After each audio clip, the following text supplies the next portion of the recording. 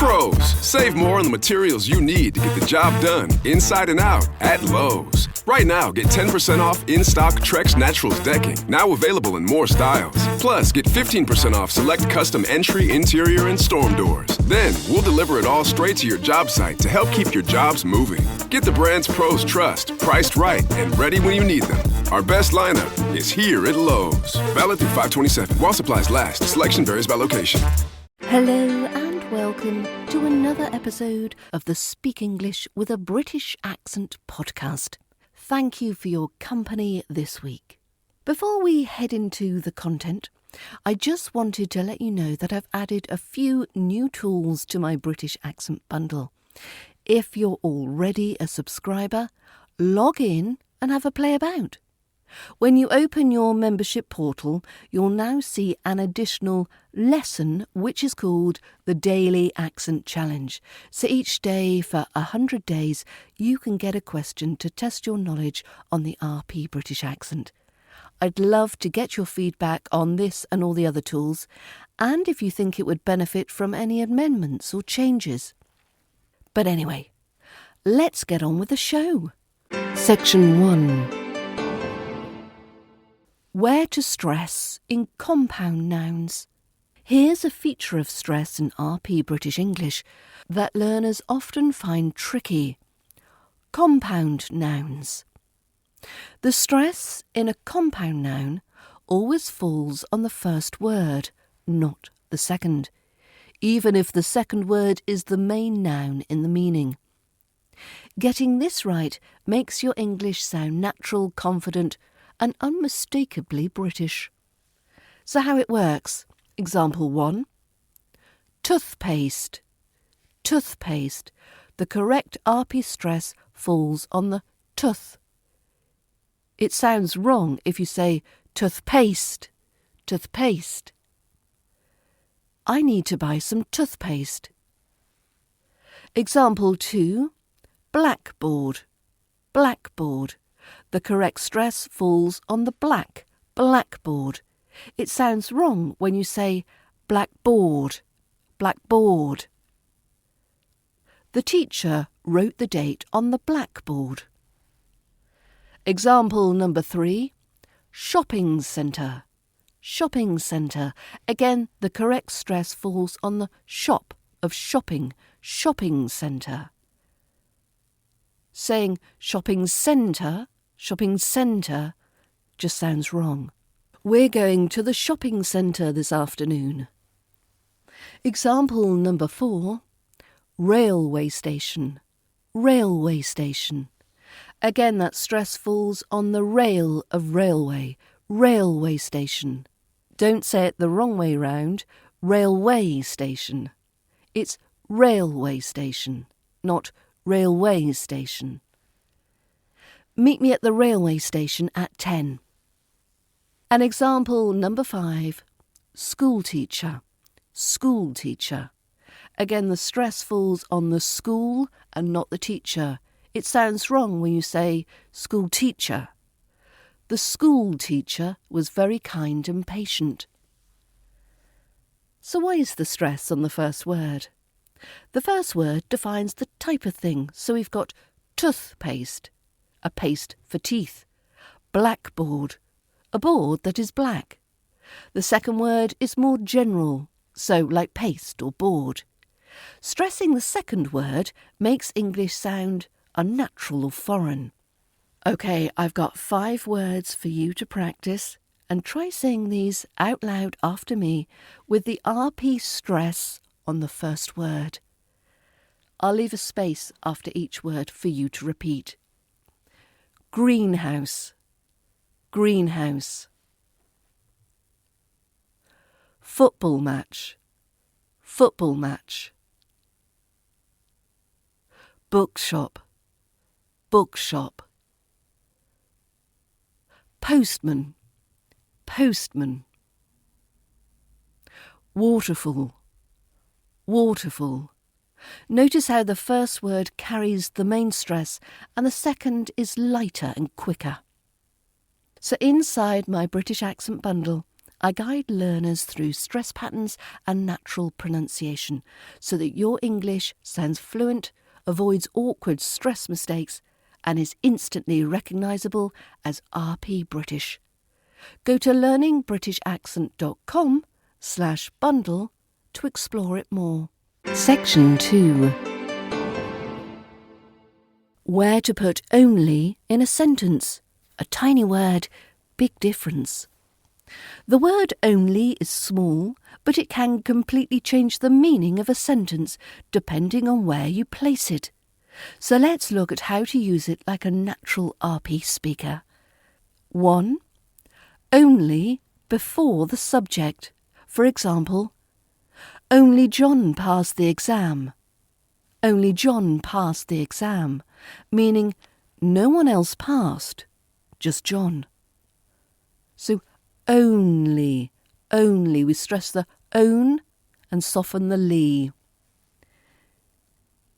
Example number 2, only before the verb. John only passed the exam. John only passed the exam. Which means John didn't do anything else related, he just passed. Maybe didn't study, revise or celebrate, he only passed the exam. Number 3, only before the object. For example, John passed only the maths exam. John passed only the maths exam, meaning he didn't pass the English or the science exams, just maths. Number 4, only before an adverb or phrase. For example, John passed the exam only yesterday. John passed the exam only yesterday, meaning he passed it yesterday, not before. Another example could be, I eat chocolate only on Sundays. I eat chocolate only on Sundays. So, no chocolate eating on weekdays. So why does the placement matter? Let's go through these again. Only John passed the exam, so nobody else passed. John only passed the exam. He didn't do anything else. John passed only the exam. Just one exam, not others. John passed the exam only yesterday. The timing is limited. So I'd like you to say these next 4 sentences out loud in your RP British accent. Number 1. Only I can solve this problem. Only I can solve this problem. I only eat cake after dinner. I only eat cake after dinner. She spoke only to her teacher. She spoke only to her teacher. We arrived only last week. We arrived only last week. Focus on stress and rhythm. Only usually carries a slightly stronger stress than the rest of the sentence. Mastering this small word makes your English sound precise and naturally British. And you can learn much more inside my British Accent Bundle to help you sound clear and confident, avoid common misunderstandings, and speak like an RP native. learningbritishaccent.com/bundle. Section 3. Booking a rental car. What to say? Let's practice a real-life scenario in British English. Booking a rental car. We'll look at 2 dialogues, including polite questions, common vocabulary, and pronunciation tips, so you sound confident and natural. So, scenario 1, you're booking it in person. The dialogue is between yourself, who starts, and the rental agent. OK? Good morning. I'd like to book a car for this weekend. Of course. What type of car are you looking for? Something small and economical, like a hatchback. Perfect. Will you need any additional insurance? Yes, please. Could you explain the options? Certainly.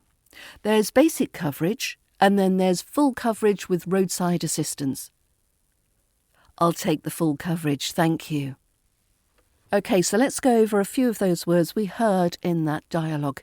Hatchback, hatchback. Again, we're putting that stress on the first part of the noun. Hatchback, hatchback. Insurance, insurance. The stress falls in the middle on the shore. Insurance. Now, economical, economical.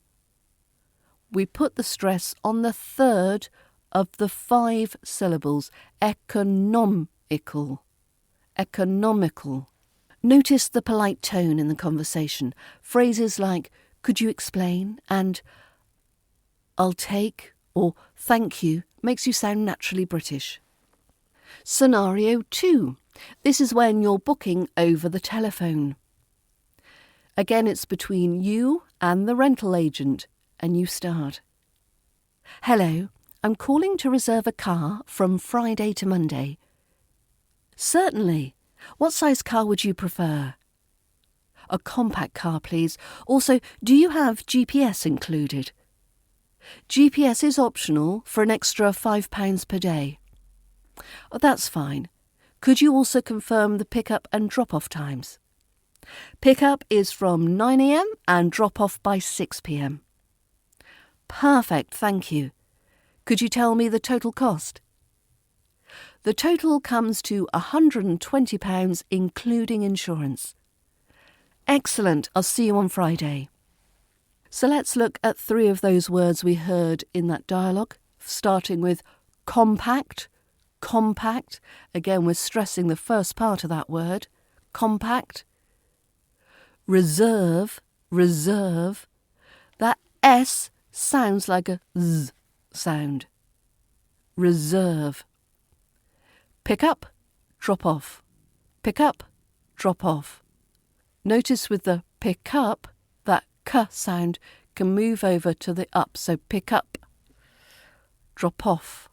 And it's drop off. So that P can move to the off. Drop off. Let's do a final scenario. This time, you're at the airport pick-up desk. Same thing again, it's a conversation between yourself, who starts, and the rental agent. Hello, I have a booking under the name Alison Pittman. Welcome. May I see your driver's licence, passport and credit card, please? Here you go. Thank you. Your car is a blue compact hatchback parked in Zone C, Row 5. The drop-off location is the same terminal, Level 1, near the arrivals hall. Great! How do I return it if I'm late? You can leave the keys in the after-hours box and we'll charge the card on file. So we've used that word hatchback again, hatchback, and we heard compact again, compact, zone, zone, and row. It's not row, it's row. Spelt the same, different pronunciation. So let's rehearse some of these phrases in our best RP British English accent. Repeat after me. I'd like to book a car for the weekend. Could you explain the insurance options? What is the total cost, please? Pick-up is from 9 a.m, drop-off by 6 p.m. So focus on polite intonation and smooth, connected speech. Section 4. 20 ways to describe a journey. Make your stories come alive. So after you booked your rental car in the previous section, now let's learn how to sound more vivid and natural when talking about trips or journeys in English. Here's a handy list of 20 adjectives and expressions to describe journeys. Perfect for RP British English conversations, storytelling, or travel writing. I've divided them into 4 categories. So the first category is negative experiences. So we have grueling, gruelling, which means extremely tiring or difficult. It was a gruelling 12-hour train ride. 2. Treacherous, which means dangerous or risky. We drove through treacherous mountain roads. 3 is chaotic, meaning disorderly or confusing. The airport was chaotic with delayed flights. Next is horrendous, meaning very bad or unpleasant. The journey in the storm was horrendous. And finally, miserable, uncomfortable and unhappy. I had a miserable bus journey in the pouring rain. Next category, exciting or unusual journeys. Firstly, thrilling, full of excitement. The roller coaster ride through the canyon was thrilling. Then we had adventurous, meaning risky but exciting. We took an adventurous route through the jungle. 3 is unforgettable, which means impossible to forget. Our road trip along the coast was unforgettable. Number 4, breathtaking, which means amazing, inspiring. The train journey through the Alps was breathtaking. And finally, quirky, which means unusual and charming. We went on a quirky little ferry across the fiord. Number 3 is descriptions of long or challenging journeys. Let's start with arduous, requiring effort or stamina.